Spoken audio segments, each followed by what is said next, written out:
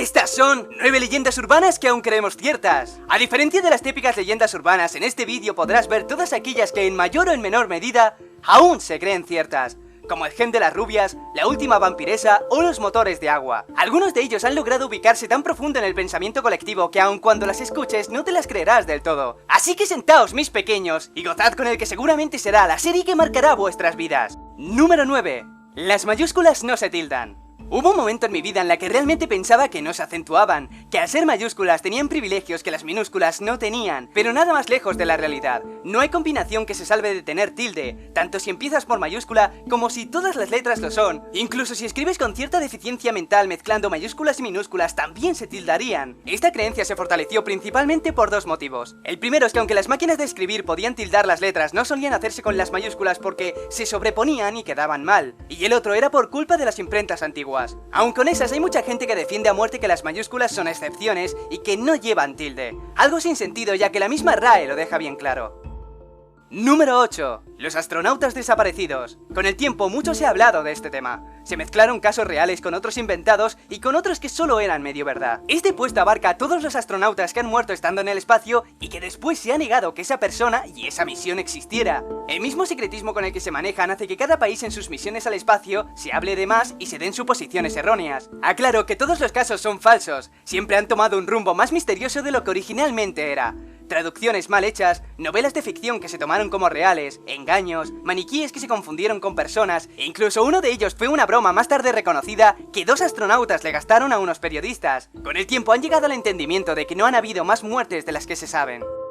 Número 7. Droga en las calcomanías. Durante 1970 se empezó a rumorear por todas partes que las calcomanías, esas pegatinas que te pegas por el cuerpo usando un poco de agua, contenían droga, exactamente LSD. Pese a la tontería que pueda parecer, algunos lugares se lo tomaron muy en serio y advertían a los padres que no permitieran que los hijos lo usaran, por el peligro de quedar enganchados de por vida. ¿Con LSD? ¡Claro! ¿Por qué no? Hay múltiples beneficios en distribuir una droga alucinógena aleatoriamente entre todos los niños del mundo, como echarse unas risas, por ejemplo. De manera sorprendente, la creencia se mantuvo muy activa hasta el año 2000. Iba y venía, pero siempre había gente que no terminaba de fiarse.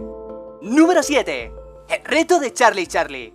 Las leyendas no son cosa del pasado. Seguro que quien más o quien menos ha oído, visto o hecho el reto de Charlie. En él se asegura que de manera sencilla y asequible nos podemos poner en contacto con un espíritu omnipresente llamado Charlie. Daba igual de dónde fueras o en qué idioma le hablaras porque podía contestarte de manera sencilla gracias a esto. Dos lápices puestos uno encima de otro en perfecto equilibrio, pero lo suficiente inestable como para que el espíritu logre moverlo. Algo así como una ouija improvisada. Pues bien, gracias a internet se extendió rápidamente. Se contaban historias de posesiones, gente que había perdido la cabeza, personas que veían sombras por haber hablado con el espíritu y en mayor o en menor medida explicaban que el ritual era satánico y que si se le iba la cabeza al espíritu, podría matarte. La BBC trató de explicarlo diciendo que los lápices se movían por la inestabilidad del invento, que la más mínima fuerza provocaba que se fuera al sí o al no. Algunos exorcistas dijeron que el juego podía ser peligroso y cuando la paranoia estaba en el punto más alto vino la Warner y dijo que todo era mentira.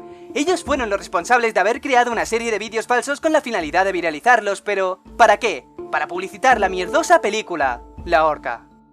Número 7. El Club de los 27. También conocido como la maldición de los 27, una maldición que afecta a los músicos matándole a los 27 años, ni uno más ni uno menos. Los nombres más famosos de esta maldición se los conoce prácticamente todo el mundo. Kurt Cobain suicidándose de un disparo de escopeta, Amy Winehouse por sobredosis de alcohol, Jimi Hendrix ahogado con su propio vómito, Brian Jones ahogado en una piscina, Janis Joplin por sobredosis de heroína y en fin, una lista de algo más de 35 nombres. Este mito es muy difícil de borrar de las mentes. La mayoría de estos músicos murieron por sobredosis o por accidentes relacionados con las drogas.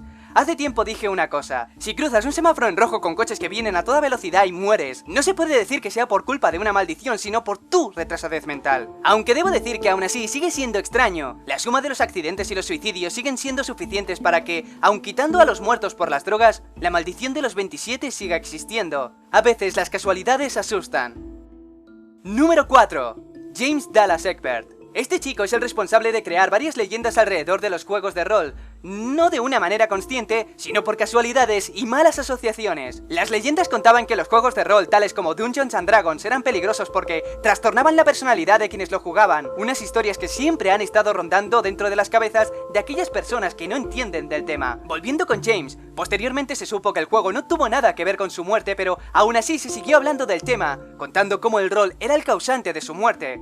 La parte cierta de esta historia es que el chico verdaderamente jugaba Dungeons and Dragons, pero ya está, eso es lo único real en la leyenda. Su problema es que pese a ser un prodigio en los estudios y en la informática, el chaval era un depresivo de cojones, era solitario y no contaba con nadie con quien apoyarse. Un día, el 15 de agosto de 1979, desapareció, se escapó y quiso suicidarse dentro del conducto de ventilación de la universidad, bebiéndose una botella de metacoalona, que es un sedante potente, pero no lo consiguió y se fue escondiendo de casa en casa mientras los rumores crecían. William Tier, el detective que llevó el caso, dijo en un momento que la desaparición del chico era por culpa del juego, no sé cómo exactamente, pero admitió tiempo después que dijo eso a la prensa solo para despistar, ya que en un principio pensaba que era un secuestro, y lo del juego ni siquiera lo llegó a tener como una posibilidad.